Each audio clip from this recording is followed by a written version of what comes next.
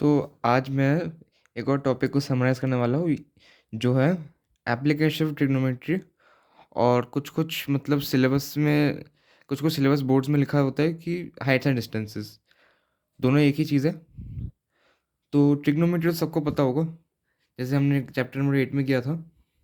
उसको मैंने समराइज़ भी कर दिया है। बहुत मतलब सिंपल सा कॉन्सेप्ट है ट्रिग्नोमेट्री का। लेकिन यहाँ पर हम इसकी कुछ एप्लीकेशंस को रियल लाइफ की सिचुएशंस में यूज़ करेंगे। तो सबसे पहले इस चैप्टर में सबसे पहले हमें 2 चीज़ समझनी है।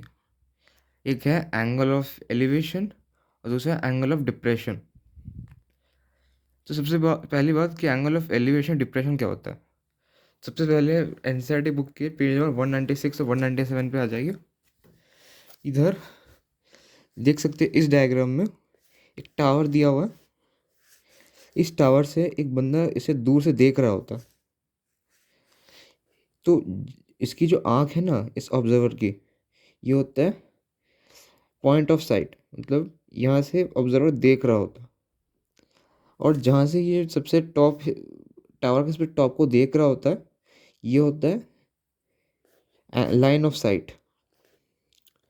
और ग्राउंड लेवल और एंगल ऑफ साइट के बीच में जो एंगल बन रहा है, वो होता है हमारा एंगल ऑफ एलिवेशन। लेकिन एंगल ऑफ डिप्रेशन थोड़ा सा मतलब डिफरेंट है, एकदम इसका ऑपोजिट भी नहीं है।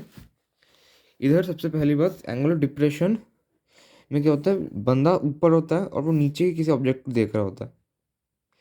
अब इस लड़की के हिसाब से ये जो बॉल है, ये लाइन ऑफ साइट के हिसाब से हमारा एंगल ऑफ डिप्रेशन है। लेकिन इस मान लीजिए ये जो बॉल है, ये अगर इस लड़की को देख रहा था तो फिर इसके लिए एंगल ऑफ एलिवेशन होगा। क्यों? क्योंकि ये जो यहाँ पर मैंने स्ट्रेट से लाइन बनाया है, सॉरी ये पेंसिल ही टूट गया। सबसे पहले ये जो हमारा लाइन है, ये जो लाइन है ना, ये पैरेलल है दोनों। अब ये दो पैरेलल लाइंस हैं, तो यहाँ पर ऑल्टरनेटिव इंटीरियर एंगल से ये दोनों इक्वल हो जाएगा एंगल्स। तो अगर मान लीजिए ये 30 है तो फिर ये भी 30 ही होगा।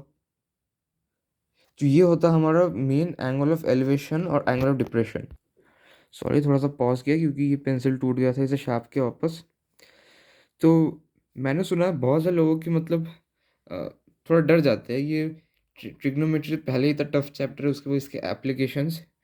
लेकिन रियलिटी ये है कि ये जो चैप्टर है, ये चैप्टर नंबर 8 से भी ज़्यादा इजी है।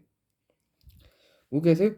क्योंकि चैप्टर नंबर 8 पे हमने बहुत ज़्यादा प्रूव किया था और उसमें कुछ आइडेंटिटीज़ हमने मतलब देखी थी। वो आइडेंटिटीज़ थोड़े से मतलब याद करने में डिफ़िकल्ट है। लेकिन सबसे ज़्यादा इजी जो आइडेंटिटी है वो है sine square theta plus cos square theta equals 1। ये तो सबको ही पता होना चाहिए। तो यहाँ पर हमें करना क्या होता है, हमें एंगल दिया रहता है, कोई एक साइड दी हुई होती है। हमें एक पर्टिकुलर चीज़ का मतलब हाइट निकालना है। मतलब जैसे कि ये टावर का एग्जांपल ले लीजिए। मान लीजिए ये टावर 30 मीटर लंबा है और यहाँ पर जो एंगल ऑफ एलिवेशन है ये 45 डिग्री है। अब हमें बताना है कि ये जो बंदा है कितना दूर खड़ा है इस टावर से।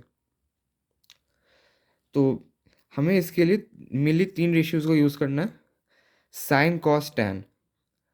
लेकिन हम कोसेक सेक और कॉट का भी यूज़ कर सकते हैं, लेकिन उसे मतलब इतना ज़्यादा मतलब यूज़ नहीं किया जाता। मेनली हमारे ये 3 रेशियोज़ यूज़ होते हैं और इन्हें याद रखना में बहुत ईजी है, इसलिए हम यही यूज़ करते हैं। हमारे बुक में भी यही दिया हुआ है तो फिर हम भी यही यूज़ करेंगे। अगर आप चाहे तो वो भी यूज़ कर सकते हैं, लेकिन हम यही यहाँ पर यही यूज़ करने वाले हैं। मैं आपको एकदम वही यूज़ करके दिखाऊंगा, sine cos tan. Cosec sec cot से भी हो जाएगा, ऐसा नहीं है कि उससे नहीं होगा। तो हमें यहाँ पर इस टावर की हाइट तो पता है और यहाँ पर एंगल ऑफ एलिवेशन 45 डिग्रीज है। तो ये बंदा कितना दूर खड़ा है ये हमें पता लगाना। मान लीजिए ये जो बंदा है ये यहाँ पर है, एकदम ज़मीन पर गड़ा हुआ है। क्योंकि अगर ये बंदा एकदम ज़मीन पर खड़ा होता तो फिर इसका हाइट भी यहाँ पर हो जाता है ऐसा करके, तो फिर टावर की टोटल हाइट नहीं आती। टावर की टोटल हाइट 30 है, मान लीजिए यहाँ पर भी यही खड़ा है। इसी पॉइंट को हमें इस टावर की दूरी निकालनी है।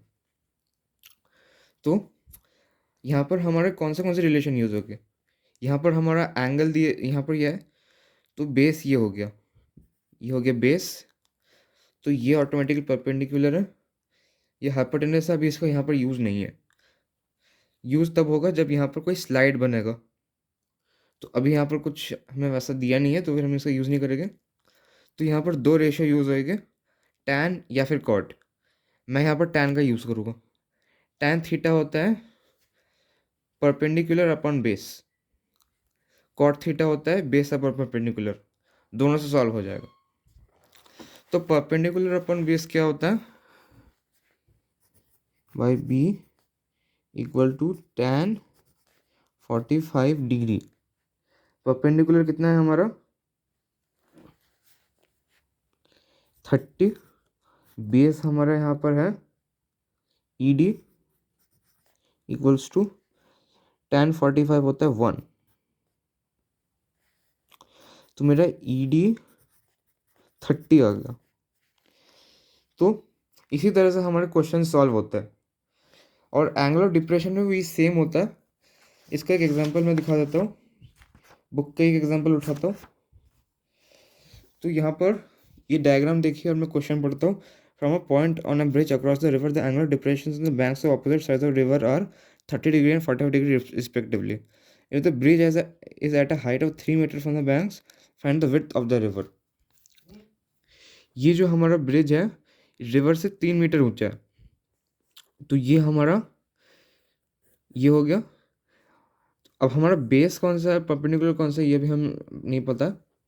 सबसे पहले मैंने आपको बताया था एंगल ऑफ डिप्रेशन थोड़ा सा डिफरेंट होता है।